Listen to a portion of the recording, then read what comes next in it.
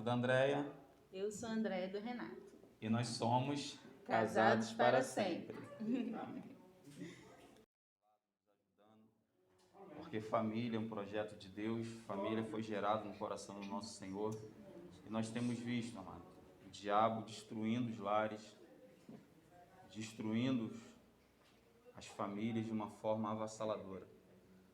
Mas que nós possamos crer e acreditar que existe um Deus Todo-Poderoso que pode restaurar, pode reerguer, pode transformar. Porque aqui está uma família que Deus agiu assim, amado. Alguns anos atrás, para muitos, nós seríamos mais uma família separada. Mas prove a Deus, com as suas mãos poderosas, entrar e transformar de novo o nosso lar. Amém? Bom, irmãos, vamos estar abrindo as nossas Bíblias no livro de Neemias, capítulo 4. Nessa manhã nós vamos estar meditando um pouquinho nessa passagem, nesse capítulo, pedindo ao Espírito Santo de Deus que nos ajude e que venha ministrar os nossos corações. Nós vamos estar lendo os versículos 13 e 14. Neemias, capítulo 4, versículos 13 e 14. Amém? Amém? Diz assim a palavra do Senhor. Pelo que pus guardas por famílias, nos lugares baixos e abertos, por trás do muro, com suas espadas, com suas lanças e com seus arcos. Depois de uma inspeção, levantei-me e disse aos nobres, aos magistrados e ao restante do povo: não os temais. Lembrai-vos do Senhor, grande e temível, e pelejai pelos vossos irmãos, pelos vossos filhos, vossas mulheres e vossas casas. Amém? Feche seus olhos, vamos orar.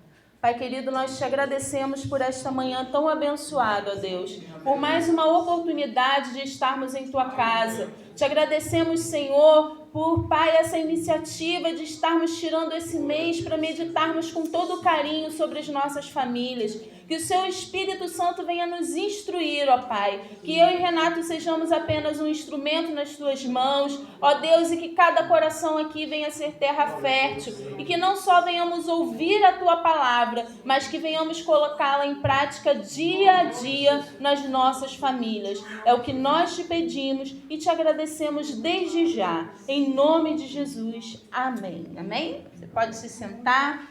Nós vamos meditar um pouquinho nessa manhã. Nós demos a essa palavra o título E a família? Como vai? Se nós fizéssemos essa pergunta para você hoje, né, para os seus familiares hoje, para você, para o pai, para a mãe, para o filho, para o cônjuge, o que você responderia? Se a gente perguntasse para um casal hoje, e a família, como vai? Alguns diriam, vai bem. Outros diriam, vai mal. Outros poderiam dizer, já esteve melhor, cada dia pior. Sinceramente, sem palavras. Nossa, está uma bênção. Outros poderiam dizer, não sei, está indo. Ou então alguns muitas vezes dizem, estamos nas últimas. E se nós perguntássemos para cada um, para nós mesmos, e a minha família, como vai? Qual seria a sua resposta nessa manhã? Você teria dificuldades para responder a essa pergunta? Quais seriam os pontos positivos e os pontos negativos que viriam à sua mente no momento de formular essa resposta? É para a gente refletir. Periodicamente, nós devemos nos perguntar.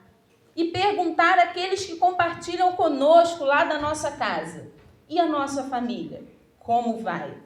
A gente sabe que geralmente nós temos que fazer exames de rotina. Quantos aqui fazem exames de rotina?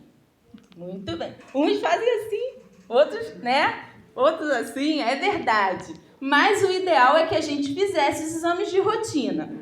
E para que servem esses exames de rotina? Aparentemente, muitas das vezes a gente não está sentindo nada, mas são aqueles exames que a gente chama de exames preventivos. Por quê? Porque você vai lá para saber se exatamente está tudo bem. E caso tenha algum tipo de problema, tudo no início se resolve mais fácil, não é verdade? Toda doença no início tem mais chance de cura, um tratamento mais eficaz. E muitas das vezes tem pessoas que vão deixando esse exame de rotina, esse preventivo, lá por último, eu não estou sentindo nada, eu estou bem. Aí às vezes começa uma dorzinha aqui, uma dorzinha ali, não, mas dá para aguentar, né? E aí começa a agravar um pouquinho, hoje já estou com uma pontada, não, mas eu ainda consigo segurar. E aí só vai ao médico nas últimas, quando a dor já está insuportável ou quando o problema já está causando um incômodo muito grande. E o interessante é que quando a gente chega no consultório, a primeira coisa que o médico pergunta para a gente é: como você está? Em que eu posso te ajudar? Qual é o seu problema? O que você está sentindo? E isso a gente faz para cuidar da nossa saúde. A questão é que a nossa família também precisa desse tipo de atenção. A gente deixa para resolver os problemas quando eles já estão explodindo. Então, tudo no começo tem mais chance de cura. Todo grande problema um dia já foi pequeno. Toda montanha é formada por pequenos grãos, né, de areia. O mar, aquele mar imenso, pequenas gotículas de água. Então, tudo no começo é mais fácil de ser tratado, é mais fácil de ser curado. Então, não deixe para tratar, para cuidar da sua família, quando o problema já estiver de um jeito que você diga lá, estamos nas últimas. Nossa família é prioridade. Amém? E por que nós escolhemos esse livro de Neemias para tratar dessa pergunta? Olha que interessante. O livro de Neemias é uma das mais impressionantes histórias bíblicas da determinação de um homem em cumprir uma tarefa. Sua família é importante para você? Amém. A minha é muito importante para mim. Então, responda para você mesmo.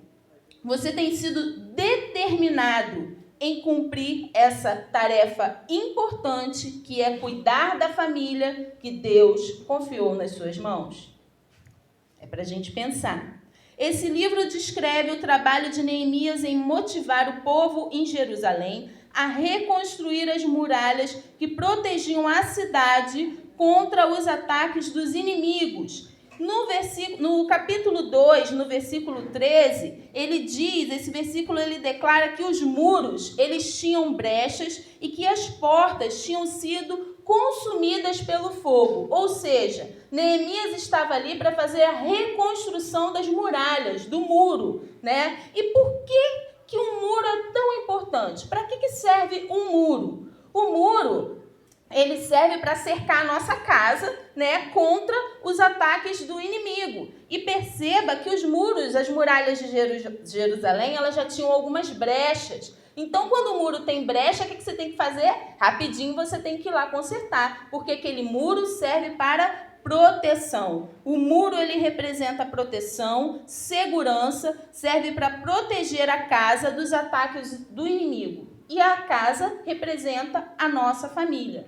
Família sem muro, o que significa? Uma família sem cuidado, uma família sem proteção, o inimigo entra e sai a hora que ele quiser. Ou não é? Quando uma casa não tem muros, percebe-se logo uma facilidade de rapidamente adentrar a porta. E se você arromba a porta, você já está dentro da casa. Um muro alto, hoje em dia as pessoas colocam, né, várias coisas para proteger. Para quê? Para dificultar a entrada de estranhos. Então, uma família sem muros, uma família sem proteção, uma família sem cuidados, o inimigo ele entra e sai com mais facilidade. E quem é o inimigo?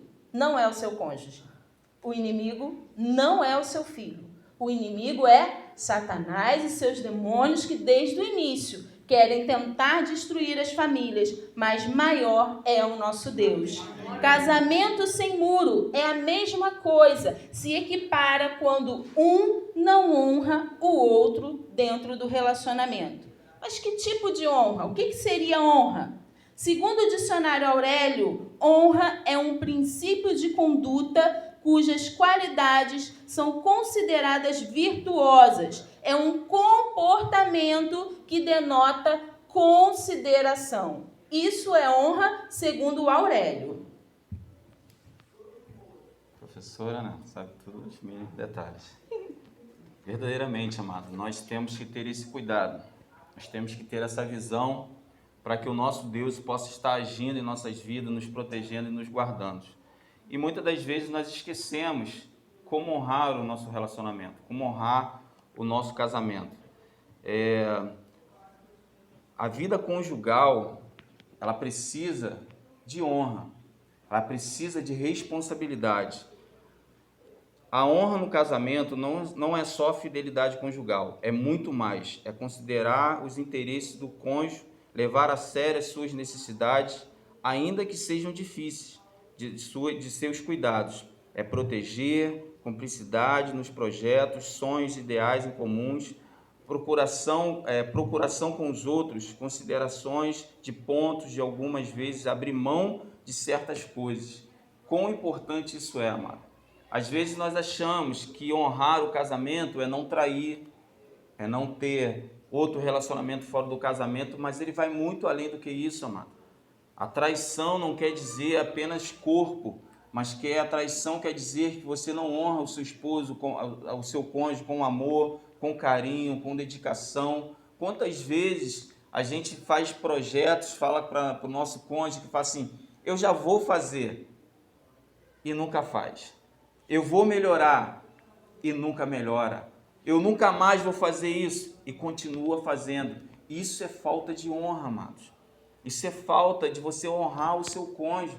Porque às vezes nós temos um pensamento de falta de honra, é coisa sexual, é você trair, mas não é isso que a Bíblia diz, amado. Honrar é você não dar carinho, falta de honra é você não dar carinho, é você não dar amor, é você olhar para o seu cônjuge e dizer o quanto ele é precioso para você, o quanto ele é importante para você, porque tudo isso, amado, faz parte do relacionamento. Isso está dentro do casamento, porque muitas das vezes nós só queremos falar palavras bonitas naquela hora, naquele momento particular do casal, mas não é isso, amado. Você todo dia pode dar um telefonema, meu amor, o que houve? Não, só estou ligando para dizer o quanto eu te amo, o quanto você é importante para mim, o quanto você é precioso para mim. Estou ansiosa ou ansioso de você chegar logo em casa. Isso é honrar o seu relacionamento. Eu sei que a correria do trabalho, amado, eu sei que a dificuldade muitas das vezes de um sinal de telefone,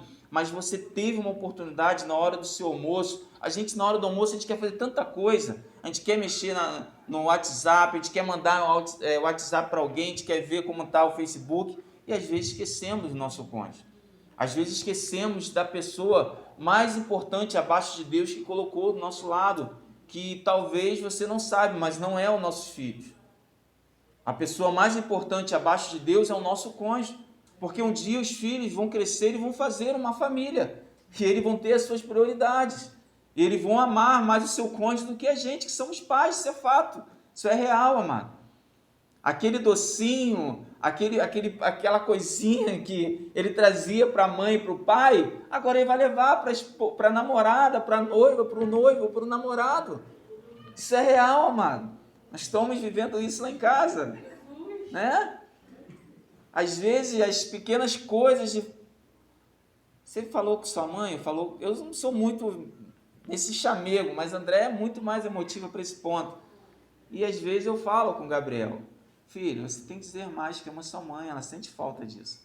Mas a gente sabe, por ministrar para a família, a gente sabe que tudo é um período. E ele agora está no período dele. E daqui a um pouco ou muito tempo, quem sabe é Deus, ele vai estar construindo a sua família. Mas isso se chama honrar, amado. Honrar o seu cônjuge. Não espere momentos festivos, não espere momentos comemorativos para expressar o quanto o seu cônjuge é precioso para você. O quanto ele é importante dentro da sua casa, dentro da sua vida, dentro dos seus projetos. Porque nada melhor, amado. Os nossos melhores amigos são aqueles que geram o mesmo pensamento, o mesmo sonho. Aquele que fala, vai dar certo. Aquele que às vezes, filho, espera um pouco. Aquele que fala, vamos dar mais um tempinho. Não, vamos abraçar, porque Deus está no controle. Isso é honrar o casamento. Não pense no maior presente, no maior bem material. Não é isso, amado. O maior presente é a nossa dedicação ao nosso cônjuge. São as palavras, são quantos, se Deus permitir, chegar à nossa velhice, estar junto, a gente lembrar dos momentos que nós passamos, de dificuldades, de alegria, mas junto, perseverante, junto, porque isso se chama honrar o casamento. Amém? Uma frase que eu uso muito, muito mesmo. Eu me casei para fazer o meu cônjuge feliz. Não há lugar para egoísmo no casamento. Amado, uma coisa que eu aprendi muito no relacionamento. Eu não casei para ser alguém feliz.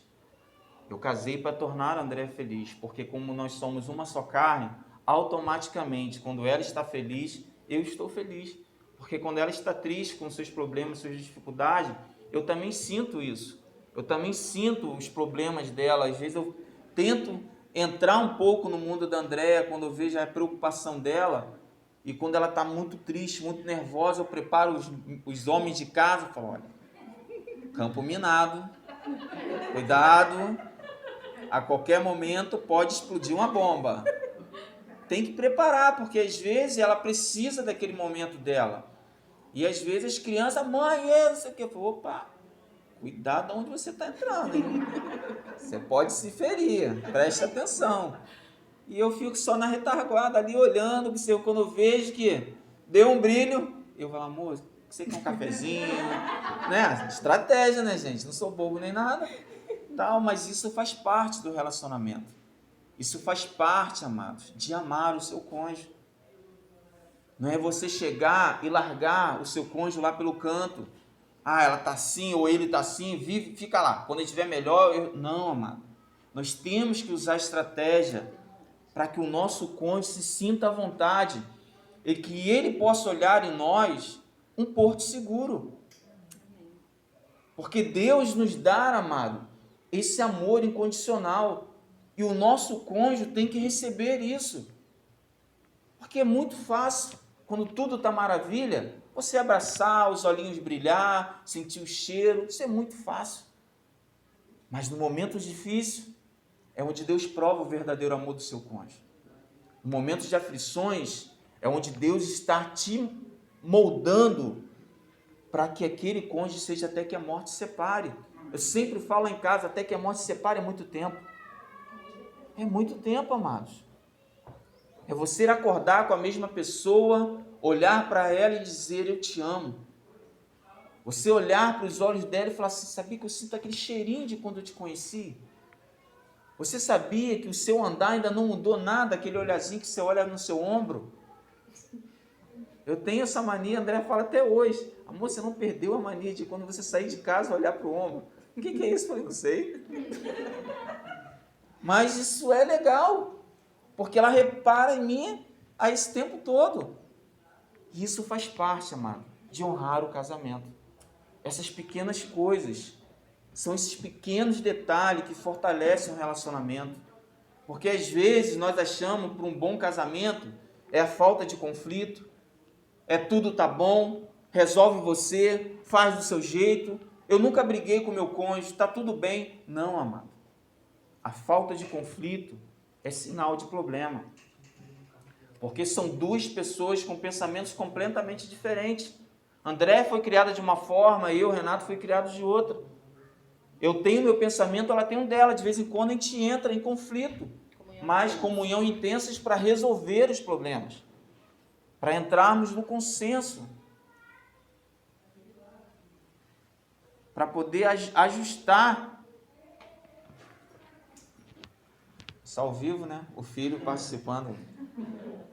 E nada melhor do que a gente estar junto, conhecer o seu cônjuge, cumpra as suas promessas. Se um dia você prometeu que vai fazer alguma coisa para sua esposa, faça. Se dedique em fazer, amado. Porque senão você vai ouvir por um longo tempo. Eu não peço mais. Eu não falo mais. Isso acontece só lá em casa, tá, gente? Nas outras casas não, é só lá em casa. Lá em casa que acontece muito isso, eu falo para André, prometo as coisas. Lá em casa acontece muito, aqui na casa de ninguém é que acontece. E é bom a gente cumprir, amado. Cumpra aquilo que você prometeu para o seu cônjuge.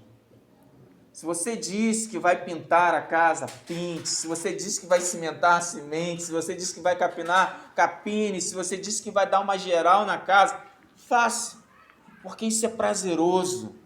Isso é sinal que você está honrando o seu relacionamento. Isso é sinal que você está melhorando o seu entendimento do que é vida a dois. Porque a vida a dois, amado, não é só chegar em casa, a comida está pronta, não é só você chegar a ser o provedor, honrar o seu relacionamento, é você estar compartilhando todos os seus projetos, seus pensamentos, seus ideais com o seu cônjuge. E quando você prometer alguma coisa, se esforce para cumprir. Porque senão, amado, se você prometeu então sua esposa, você vai ouvir todo dia. Todo dia você vai ouvir: eu não peço mais, eu não falo mais. Para que isso não seja um desgaste, para que isso não seja uma brecha no seu relacionamento, faça. Porque a gente cumpre tanto com as pessoas, né? Eu vou lá, pode deixar comigo, eu vou tal dia, tal hora eu estou lá. Eu, como provedor prestador de serviço, eu gosto de cumprir os meus horários. Se aconteceu alguma coisa, eu gosto de ligar, desmarcar, aconteceu isso. E por que não com o nosso cônjuge? Se você está com alguma dificuldade, com uma dor nas costas, com um problema, fale com o seu cônjuge, converse. Não economize palavras. Amor, hoje eu não vou fazer não. Mas quando? Eu vou ver. Porque prometer é bom. A Bíblia diz, o sim, sim, o não, não. Então não podemos mentir dentro da nossa própria casa. Amor, eu estou perseverante, me ajuda em oração aí que eu vou cumprir o que eu prometi. A vida a dois é assim, amado. A vida a dois não é o campo de batalha. O seu cônjuge não é o seu inimigo. O seu cônjuge não é alguém que você tem que trocar tiro. Não é aquela pessoa que você tem que lutar. Pelo contrário, é aquela pessoa que tem que te ajudar, que está junto com você para guerrear contra o inimigo. E o inimigo não é o seu vizinho, o seu parente, é o diabo e seus demônios. É ele que tem feito arruaça dentro das famílias, é ele que tem destruído os lares. Quantas pessoas se divorciaram porque não aguentaram, porque deixaram de conversar? Antes falava muito, mas quando casou, economizou a voz. Tem um filme, se eu não me engano, são 1000 palavras, que a pessoa, cada palavra que ele diz, cai uma folha.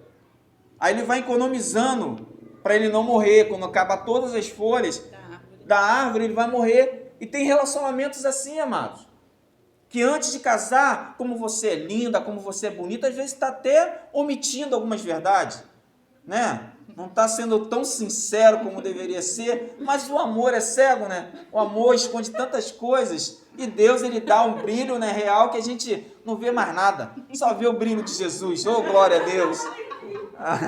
Deus é muito bom. Eu não tenho mais nada para pedir, só agradecer a bênção que Deus me deu. Só agradeço. Mas isso tem sido fiel. Deus tem sido fiel em nossas vidas. A vida a dois é isso, amado. A vida a dois é você renunciar à sua alegria para que o seu cônjuge seja feliz. E ela se tornando feliz, automaticamente, amado, eu fico feliz. Quantas e quantas vezes eu deixo de comer o meu bolinho para minha esposa, que ela gosta do bolinho. Quantas vezes ela fala assim: quer não? Já afirmando. Mas isso acontece lá em casa, gente. Lá em casa, em outros lugares não. Na minha casa acontece muito isso. Mas isso faz parte do respeito, do compromisso, da fidelidade, do amor e da honra. Isso faz parte do relacionamento. Neemias, quando ele decidiu reconstruir o muro, ele separou, amado, as famílias, cada um, para fazer a sua parte. Neemias não chegou de uma ideia do nada, você faz isso. Não, Deus deu a instrução para ele. E assim Deus tem feito com cada um de nós. Deus tem direcionado as nossas famílias para guerrear, para que outras famílias sejam restauradas. Quando Deus restaurou o meu casamento, Deus falou muito forte na minha vida: Renato, eu não te restaurei para você ser um casal feliz. Eu restaurei a sua vida para que outras famílias sejam restauradas, para a glória do Senhor Jesus. E amado, como eu fico feliz quando um lar é restaurado pelo poder de Deus. Quando Deus, pela sua misericórdia, usa a minha vida e da minha esposa para relatar aquilo que Ele fez, para Deus mostrar que Ele é real, de tampar os buracos, consertar as portas, tampar as brechas, Deus faz, amado. Quando nós colocamos Ele em prioridade em nossas vidas. Amém?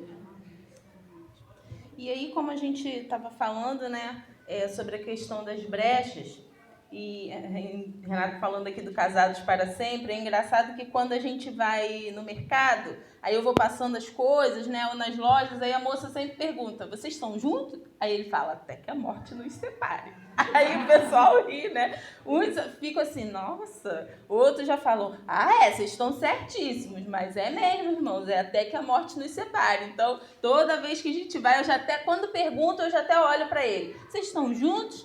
Até que a morte nos separe. E é isso que a gente tem que levar para a nossa vida, irmãos. É até que a morte nos separe. E como o Renato estava falando aqui das brechas, dos muros, que tipo de brechas a gente tem deixado acontecer nos muros da nossa família? E aí a gente pensou em alguns. E o primeiro deles que a gente estava conversando e analisando é o descontrole financeiro.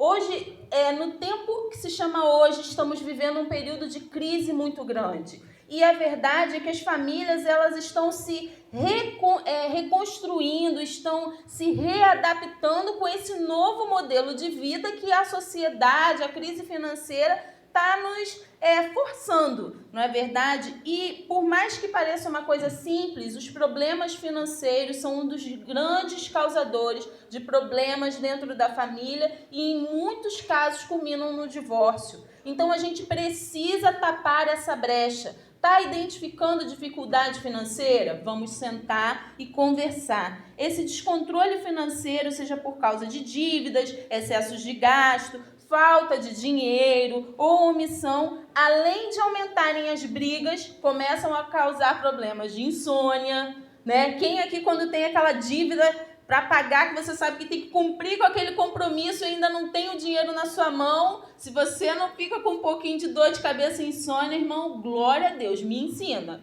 Porque lá em casa a gente começa a ficar muito preocupado. Então são coisas que a gente começa a sentir e que aí você chega uma hora que quer extravasar e é nessa que o inimigo penetra e a gente acaba discutindo. A gente acaba muitas das vezes jogando um na cara do outro. Porque você gasta muito, por isso que eu não consigo fazer tal coisa. Então a gente precisa fechar essas brechas. Nós precisamos ter transparência e equilíbrio. A gente fica impressionado quando muitas das vezes a gente vai conversar com os casais e a esposa não sabe quanto o outro ganha. O marido não sabe quanto que a esposa ganha. Irmãos, nós precisamos ser transparentes um com o outro. Porque quando a gente casou, a gente uma vez estava conversando com um casal que ele falou, não, de jeito nenhum. Minha carteira é minha carteira, meu dinheiro é meu dinheiro. Se ela quiser, ela que vá lá e trabalhe consigo dela. E não é assim. Quando a gente casa, é uma conta só. Os dinheiros ali, os salários, eles se unem juntos para alcançarmos os objetivos. Não somos uma só carne, mas aí a gente quer ser uma só carne só na parte íntima, né? Na parte lá das belezas, das maravilhas, mas quando chega no financeiro, é cada um por si, Deus por todos. E aí a gente tem que ter cuidado sobre isso aí. A gente precisa conversar com maturidade. Tem gente que não conversa sobre finanças porque dá problema, mas a gente precisa aprender a conversar. Nós podemos comprar? Podemos esperar? Isso é prioridade? É o momento? A gente vai conseguir pagar isso aí? Porque se a gente analisa antes, quando chegar lá na frente, que o dinheiro não der, alguém vai culpar o outro. E aí começam os problemas. Nada de comprar escondido, né? Às vezes a gente vai lá, tem acesso ao cartãozinho, vai lá, passa o cartão quando chega a fatura. Geralmente os maridos olham muito as faturas, né? Eles querem apertar o nosso pescoço. E aí, a verdade é que a gente tem que ter muita sabedoria, principalmente nos dias de hoje. Eu sei porque hoje Renato trabalha por conta própria, então a gente sempre dá um passo e é sempre muito cauteloso. Então a gente tem que ter cuidado. Quando um só cônjuge trabalha, o dinheiro continua sendo da família. E um alerta para os maridos. Às vezes as esposas se queixam, mas quando você honra a sua esposa dando um dinheirinho para ela, você não está fazendo favor. Você não está fazendo um favor para a sua esposa. Você está honrando ela também.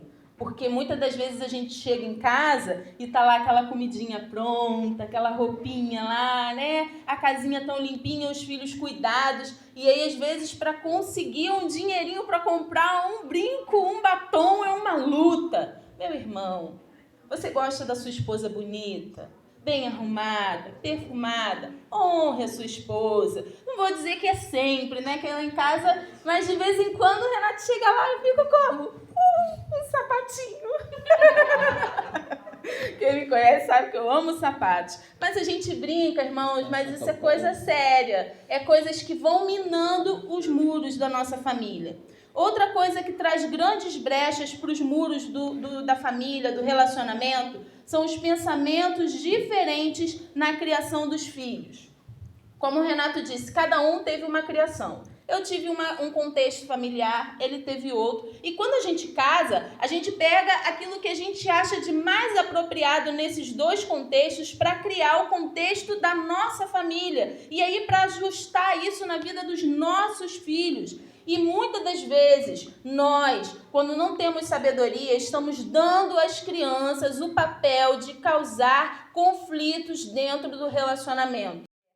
E ainda que um dos cônjuges tenha dado uma ordem ou tenha chamado atenção, às vezes exagerou e você acha que não pegou pesado, não fale na frente das crianças. Chama no particular e fala, meu querido, minha querida, você exagerou.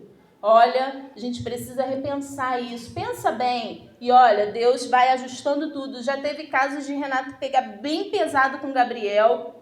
Depois eu falar com ele, Renato, você exagerou. E ele foi lá e pediu perdão. E Deus trabalhou poderosamente. Às vezes a gente exagera, irmãos. Nós somos humanos. Eu exagero, ele exagera, você também exagera. Mas não desautorize o cônjuge, o pai ou a mãe na frente dos filhos. Tenha cuidado, porque criança é coisa muito esperta. Entre em acordo na criação dos seus filhos. Quando for preciso castigar, porque às vezes eles precisam castigar, diga qual é o castigo e quanto tempo dura. Eu já fiz isso algumas vezes. João Vitor, você está de castigo por tempo indeterminado. Aí um dia Renato falou assim, que castigo é esse? Tempo indeterminado? Você precisa dar um período. Não, você não vai jogar durante 3 dias. E são 3 dias. E ele ainda insiste. Mãe, eu já posso jogar hoje? Mãe, o castigo já acabou? Não, 3 dias. Se você disse 3 dias, cumpra os 3 dias. Porque você está ensinando o seu filho a ter limites. Eu sempre falava isso pro Gabriel. Porque quando chega no emprego, se o patrão falar, chegou atrasado 15 minutos, você vai ser descontado? Se ele não entender isso dentro da nossa casa, olha, se você errou, você tem isso, você vai ser cobrado, ele vai ser mandado embora. Porque a gente, muitas das vezes, passa a mão na cabeça. Tá bom, filhinho, mas o patrão não passa a mão na cabeça. E nós não estamos criando os nossos filhos pra gente. Bem que eu queria, mas eles vão sair debaixo das nossas asas. Né? E não estamos criando eles para o mundo, como a pastora Fabiana diz. Eu não crio meu filho para o mundo, eu crio meu filho para o Senhor. Mas ele vai conviver numa sociedade, ele vai ser um cidadão, ele vai ser um chefe de família, ele vai ter as responsabilidades dele. E eu quero olhar para ele e ter a certeza de que se hoje ele é um bom funcionário, eu também colaborei para isso. Então pense que o seu filho, a sua filha está crescendo. É preciso castigar? Castigue, mas diga o que é, tempo determinado e cobre dele, tá bom? Amém? Então nós precisamos sobre isso. Tá falando sobre isso. E uma coisa muito importante, as atitudes que nós tomamos como casal influenciam diretamente a vida dos nossos filhos. Tem um vídeo que a gente gosta, eu gosto muito desse vídeo, que é Criança Vê, Criança Faz. E no vídeo aparecem várias cenas de filhos, uns com as mães, outros com os pais. E nesse vídeo tem o pai batendo na mãe e a criança assistindo. Aí ele vai lá e faz o gesto que vai bater na mãe também. Aí a mãe bebendo na rua cai, a menina faz o mesmo gesto que está bebendo, né? E cai também. Então, uma coisa que a gente precisa entender é uma frase que eu gosto demais. A palavra convence, mas o exemplo arrasta. Então, nós, hoje, como casal, somos o maior referencial para os nossos filhos de família. Eles precisam olhar para nós e pensar assim: poxa, eu quero ter uma família como a dos meus pais. Eu quero, poxa, os meus pais são um exemplo para mim. Isso é lindo, irmãos, mas isso dá trabalho e as pessoas hoje em dia não querem ter trabalho.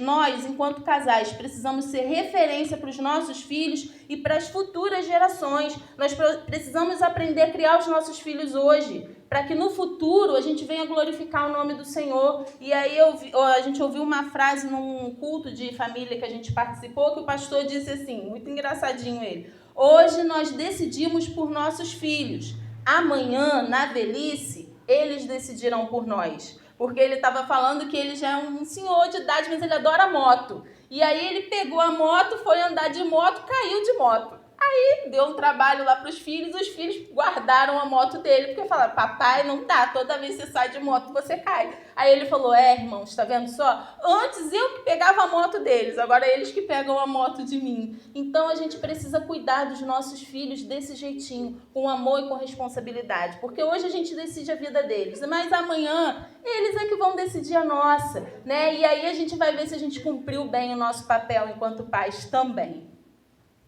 E nessa questão, até como a André colocou, como nós tratamos nossos filhos, vê a questão do futuro abandono, né? Às vezes nós vimos pessoas abandonadas em asilos, tudo isso não justifica, mas isso foi uma família com falha, uma família que não conseguiu demonstrar o verdadeiro amor, porque, amados, quão difícil é uma pessoa ser colocada ali, quando tem assistência, às vezes a pessoa não tem um tempo, mas dá uma assistência viável, que está num lugar onde alguém vai cuidar, que às vezes a pessoa trabalha, mas o pior é quando a pessoa abandona, a pessoa nunca mais vai ver. A gente escuta um monte de relatos sobre isso, pessoas que largaram seus pais e pessoas que se mudaram e não tem mais endereço. Acho que nós possamos honrar os nossos pais aí. E dentro desse contexto aqui, a gente ponderou um assunto que é muito importante: a falta de perdão, amado. É algo que tem destruído os muros da família. É algo que tem, muitas das vezes, tirado até o alicerce das famílias. São as pequenas mágoas, são os pequenos atos que praticamos e pequenos, como André colocou, pequenas faltas de perdão, que vai crescendo, vai crescendo, vai crescendo, a se tornar uma mágoa irrepreensível. Uma mágoa que você não consegue mais olhar para aquela outra pessoa e falar o quanto você ama, porque só se tornou desprezo, só se tornou desejo de nunca mais querer, porque tem gente que se acomoda, tá, amado? Tem gente que se acomoda naquela circunstância que está vivendo. É melhor estar com ele ou com ela do que reconstruir de novo, ele dá o que comer, me dá o que vestir. Tem gente que está acostumado com isso. Mas a própria palavra de Deus diz, amado, que o perdão, ele destrói um relacionamento. A falta de perdão destrói um relacionamento. E às vezes nós oramos: Senhor, perdoa as minhas ofensas, assim como perdoamos aquele que tem nos ofendido, mas a gente pede misericórdia para a gente e justiça para os outros. E não é o que Deus ensina. A gente está olhando o nosso cônjuge, amado, com todo carinho, com todo respeito. E a família é o lugar que a gente mais pratica isso. Às vezes, o nosso cônjuge se fala palavras que dá vontade de dar aquela banda, né? Dá aquela rasteira, que a vida é olhar o sangue nos olhos, né? Deus deu duas, né? Uma tenta agarrar e a outra fala assim: não faça isso, não faça isso, Jesus te ama, ama ela também, ama ele também. A vida a dois se eu falar que não existe, é mentira. Existem os conflitos, mas jamais pode existir a ausência de perdão dentro do relacionamento cristão, amado. Jamais. Porque a falta de perdão, amado, já foi comprovado que ela se torna um câncer. A pessoa fica tão amargurada com aquilo que a outra pessoa que fez já está vivendo a sua vida e a outra fica ali naquela amargura, naquela miséria, naquela sequidão, porque a falta de perdão torna uma cadeia, amado, na nossa vida. Ela nos prende, ela nos arrasta para baixo, nós tentamos respirar, mas ela só vai nos afundando a cada dia mais. E nós precisamos, dentro da nossa casa, principalmente dentro da nossa casa, amado, toda hora, amor, me perdoa por ter falado isso, por ter tido essa atitude. Porque às vezes o nosso cônjuge prepara alguma coisa tão importante, a gente nem importa. E na rua, alguém fez alguma coisinha mínima, poxa, obrigado por ter feito aquilo. Isso magoa, amado. Isso entristece. Às vezes, quando eu vou para a rua só de manhã e estou na parte da tarde em casa, dou uma ajeitadinha, até brinco quando é. Caramba, né? Para falar você fala, agora para ver o que eu fiz você não viu não, né? Mas isso é porque eu me sinto, amado, importante. Eu me sinto que ela fale para que eu fale, poxa, valeu a pena. Valeu a pena. E lá em casa não faço eu não, boto todo mundo para fazer também. Boto o Gabriel para lavar a louça, o João Vitor arrumar a cama, para ajeitar, para quando ela chega em casa, tá as coisas mais organizadas. Isso tudo, amado, engloba dentro da vida, amado, conjugal. Porque se a gente não anda exercitando esse perdão nas nossas vidas, o diabo prevalece. O diabo cresce dentro da nossa casa. O diabo toma uma forma de poder dentro do nosso lar, porque ele sabe que isso se tornou uma fraqueza na nossa vida. Ele sabe que isso se tornou algo que mexe com a nossa estrutura. Vou fazer que ela faça de novo porque ele não consegue perdoar. Eu tinha uma dificuldade muito grande de perdoar. Eu ficava sem falar com a Andréia semanas. Assim que nós casamos, era cristão. André fazia algo comigo, eu chegava em casa, você quer jantar ou não? Não. Só isso que eu falava. E durava, até quando você vai ficar assim comigo? Até quando eu quiser. Mas graças a Deus, Deus mudou meu coração. Graças a Deus, Deus restaurou a nossa aliança, amado. Porque é isso que nós precisamos. Nós precisamos cada dia mais reagir na nossa vida, de liberar perdão, amado. São pequenas coisas, amado, que às vezes nós fazemos, que entristece.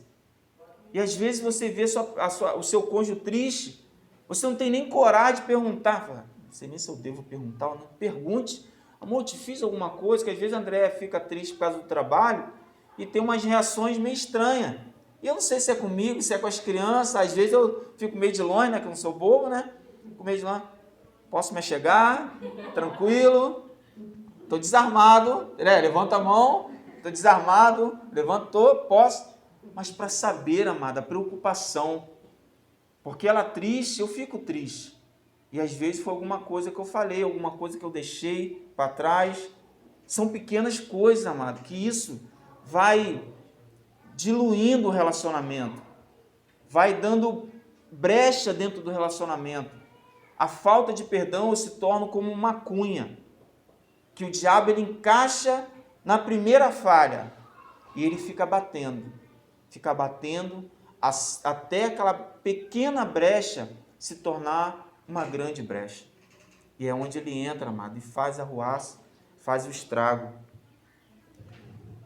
Nós ouvimos também lá no encontro de casais lá em Friburgo, um pastor que foi convidado para pregar naquele dia, e houve uma situação dentro do carro, e ele e a esposa se discutiram feio, brigaram feio mesmo. Porque você é irresponsável, viu o que você fez no trânsito, eu estou com pressa, que não sei o que, você também não me ajuda. Aí começa a botar a culpa num outro, e o diabo ali sentado no carona, ali só batendo palma. Assim que eu gosto, assim que eu fico feliz. Ele vai pregar como? Como que ele vai pregar? E naquele culto, amado, ele sentado lá no púlpito, né? E o irmãozinho lá, ministrando uma palavra à igreja. Amado, o diabo, ele vive preparando cilada para cada um de nós. E às vezes são pequenas coisas aquele arma que a gente discute com a nossa esposa, discute com o nosso marido, e a gente não tem a coragem de parar naquela hora e falar: capeta, sai em nome de Jesus, me perdoa pelas minhas palavras, eu te amo e vamos seguir em frente. E naquela hora Deus ministrou o coração daquele pastor, o que ele tinha feito com a esposa. E Deus também ministrou na vida daquela esposa, que ela escreveu um bilhetinho e foi lá no paletó dele e falou: eu te amo. E quando ele pegou aquele bilhetinho, abriu: eu quero te pedir perdão por não ter te ajudado a se acalmar naquele momento. E quantas vezes, amado, nós damos a oportunidade ao diabo de nos irarmos? Quantas vezes nós damos a oportunidade ao diabo de falar palavras que machucam o nosso cônjuge? Quantas vezes nós chegamos ao ponto de maltratar o nosso cônjuge por algumas situações? Mas que isso, em nome de Jesus, seja repreendido, amado. Que nós decidimos para a glória do nosso Deus, que o nosso Deus seja prioridade nas nossas vidas, naquele momento que somos falhos, mas que nós sejamos rápidos a liberar perdão e perdoar, amado. Que nós não viemos dormir brigado com o nosso cônjuge. Que naquele momento o diabo seja envergonhado para a glória de Deus. Que nós tomamos a decisão, eu e a minha casa servimos ao Senhor. Porque é isso que Deus quer, amado. É isso que nós precisamos como relacionamento de uma família forte. Uma família modificada para a glória do nosso Senhor Jesus. Amém? Amém. Ainda lá em Neemias, no capítulo 4, nos versículos de 1 a 3, ele diz: quando Sambalate soube que edificávamos o muro, ardeu em ira, se indignou muito e escarneceu dos judeus. Então falou na presença de seus irmãos e do exército de Samaria: que fazem estes fracos judeus? Será permitido a eles isto? Oferecerão sacrifícios? Acabarão num só dia? Vivificarão dos montes de pó as pedras que foram queimadas? Estava com ele Tobias, o amonita, que disse: ainda que edifiquem, vindo uma raposa, derrubará facilmente seu muro de pedra. Existem muitos Sambalates e Tobias. Nós, no decorrer da nossa vida, nos encontramos com muitas pessoas com essas características. Sambalate e Tobias simbolizam os nossos inimigos, simbolizam o nosso inimigo. Muitas das vezes, os Sambalates e Tobias, eles se apresentam a nós com ataques verbais, como: você não é capaz, o outro faz melhor do que você, para de lutar pela sua família, não tem mais jeito. Para de orar, porque ele não vai mudar. Não sei se você já conversou com pessoas, às vezes a gente acaba conversando no momento de aflição e ao invés de a gente ouvir palavras que vão nos ajudar, não, a gente ouve palavras que nos colocam para baixo. Desiste desse casamento. Não, irmãos, em nome de Jesus, não deem ouvidos a Sambalates e Tobias. Nós estamos numa grande obra e não podemos parar, não podemos descer, não podemos parar um só instante de dar ouvidos a Sambalates e Tobias. Nós temos que ouvir a palavra do Senhor, é aquilo que o Espírito Santo de Deus nos diz, e Ele nos diz: continue reconstruindo as obras da tua família e não desista dela, porque é responsabilidade sua e eu coloquei em tuas mãos e eu vou te ajudar. O Senhor te capacitará, Ele nos capacitará. Muitas das vezes o ataque do inimigo é nos nossos pensamentos. Quantos de nós já não, em momentos lá de comunhões intensas, a gente pensa muitas das vezes: para que eu vou continuar com isso? Nunca melhora, eu oro e não melhora, e ele fica atacando o nosso pensamento. E tem uma frase muito interessante que diz: você não pode impedir que os pássaros sobrevoem, mas você pode impedir que eles façam ninho. Então você não pode impedir que os pensamentos venham, mas na hora que esses pensamentos do inimigo vierem sobre a tua mente, jamais permita que ele entre no teu coração. Tudo começa no nosso pensamento, mas se nós, em nome de Jesus, tivermos um coração moldado segundo a palavra de Deus, eles não vão cair nos nossos corações. E repreenda em nome de Jesus, porque isso é um ataque do inimigo. E Neemias, então, ele aliou o povo para trabalhar em unidade e começou a reconstruir o muro. Quando o povo viu que os inimigos vinham guerrear, sabe o que eles fizeram? Lá no versículo 9 diz assim: porém, oramos ao nosso Deus e pusemos uma guarda contra eles, e de dia e de noite. Ou seja, oração e ação. Eles começaram a colocar em prática, irmãos. Eu sempre falo isso, é aprender da palavra e colocar em prática. Lá no versículo 10, depois da metade do muro pronto, eles mesmo orando, mesmo vigilantes, eles perderam as forças.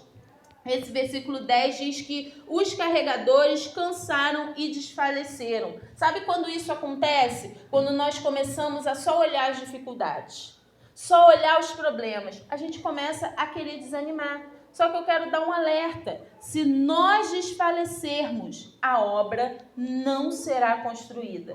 Mesmo cansados, eles não desfaleceram. O segredo dos muros reconstruídos está em não desfalecer. Gálatas 6:9 diz: e não nos cansemos de fazer o bem, porque a seu tempo ceifaremos, se não houvermos desfalecido. E aí lá no versículo 13, a gente percebe que ele organizou o povo por famílias e ainda com armas preparadas. E aí trazendo essas armas para o nosso dia a dia, a palavra de Deus diz que eles foram com espadas, lanças e arcos.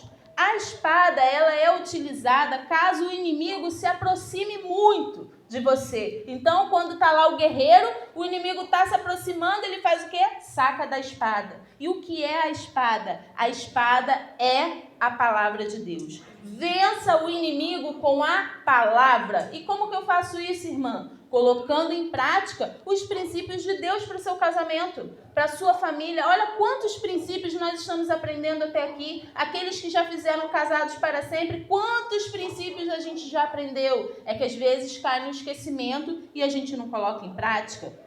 Outra arma que eles utilizaram eram as lanças. As lanças são armas de longo alcance. Então, o primeiro sinal de que o inimigo vai te atacar, pega a lança e joga, irmã. Começou o problema, resolve o problema. Não joga para debaixo do tapete. E os arcos? Na verdade, nós somos os arcos.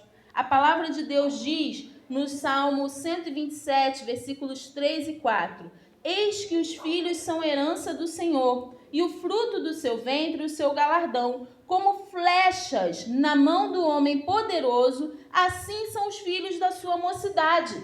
Para que a flecha seja lançada, precisa de um arco. E esse arco somos eu e você, preparando os nossos filhos. Nós temos que preparar os nossos filhos para lançá-los como flechas na mão do Senhor. Bill sempre fala isso, é muito importante. Os nossos filhos são flechas nas mãos do Senhor, e você é o responsável por esse lançamento. Não é a igreja, não é você. A responsabilidade de um pai, de uma mãe, a autoridade é muito maior do que a autoridade até mesmo de um pastor. Há uma autoridade especial, espiritual, que Deus te confiou. Então você é um arco, use-se como arma, prepare a sua flecha e lance na direção do Senhor. Amém? Porque se nós prepararmos os nossos filhos, eles serão instrumentos usados pelo Senhor. Os planos de Deus são maiores do que os nossos. Amém? E para a gente estar terminando, para poder passar para Renato, construir não é somente unir tijolos. É preciso ter uma base. E os princípios da palavra de Deus são a nossa base. Se nós não aplicarmos, nós não vamos conseguir reconstruir o muro. E, irmã, então, quando vai acabar a reconstrução desse muro? Eu digo para você que nunca. Até que Jesus volte, nós estaremos envolvidos nessa obra de reconstrução. Não desista da sua família. Ainda que você enfrente dificuldades, Deus está com você. E agora, se nós perguntarmos para você, e a família, como vai? Se você está enfrentando dificuldades, você já aprendeu um pouquinho de qual remédio você vai utilizar para que a sua família vença em nome de Jesus. Amém. Você quer manter um jardim bonito? Não separe um lugarzinho para erva daninha. Que o seu jardim seja todo bonito. Cultive o seu jardim. O nosso jardim é a nossa família, irmão. Prepare o seu jardim com palavras, com gestos. Comece a mudar as suas atitudes, para que o nome de Deus seja exaltado dentro da nossa casa. Porque é triste. Às vezes nós falamos de Deus para tanta gente e os nossos filhos não conseguem ver Deus na nossa vida. É muito triste isso. Mas que nós possamos ser como faróis. Que as pessoas possam ver a luz de Cristo em cada família aqui representada, para a glória do nosso Senhor Jesus. Nos coloquemos de pé.